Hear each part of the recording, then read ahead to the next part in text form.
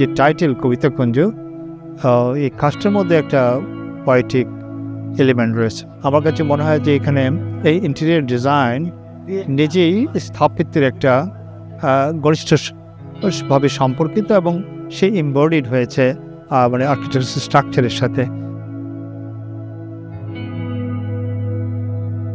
এই প্রজেক্টের সরেজমিনে দেখে যেটা বোঝা গেল যে এটার ইন্টেরিয়র এক্সটেরিয়র অবিচ্ছেদ্য তো বটেই, এবং লাইন টানা প্রায় অসম্ভব ধরনের, বাট অসম্ভব যত্ন এবং পরিমিতি বোধে ওনার এই কাজটা করা, এবং তথাকথিত ইন্টেরিয়রের যে লাগেজ আমরা সাথে করে নিয়ে আসি যে এক্সপেকটেশনে, সেটার একেবারে ডায়ামেট্রিক্যালি অপোজিট। আমরা এই প্রজেক্টটা শর্টলিস্ট করি মূলত এটার ছবি, ভিডিও, ড্রয়িংস এবং বক্তব্য দেখে।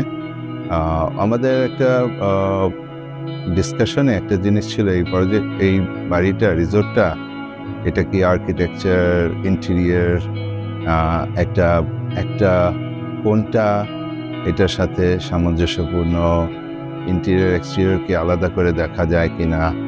হ্যাঁ, তো আমরা যেটা দেখলাম, বাড়িটাকে উপভোগ করা যায় ভিতর থেকে ইন্টেরিয়র প্রজেক্ট হিসাবে, বাইরের থেকে আর্কিটেকচার হিসাবে। বাড়িটা ডিজাইন করার সময় সবসময় মাথায় ছিল যে ডেফিনেটলি এই সময়ের উপযোগী একটা কন্টেম্পোরারি বাড়ি ডিজাইন করব আমরা। সেখান থেকে গিয়ে আমরা যে ফ্লোরটা দেখছি এখানে মোজাইক ফ্লোর চিন্তা করা হয়েছে, হ্যান্ডক্রাফট দরজা জানলা এগুলো হাতে তৈরি করা, যাতে ইন্টেরিয়র স্পেস থেকে এমনভাবে বাড়িটাকে দেখা যাতে যেমন জানলাগুলি নিজের হাতে খোলা, এই জানলাগুলির সাথে যিনি বাড়িটা ব্যবহার করছেন তার একটা সম্পর্ক তৈরি হওয়া। আমি বাড়ির ভেতর এবং বাহির আলাদা করে দেখতে পারি না, একই সাথে একভাবেই দেখি সবসময়।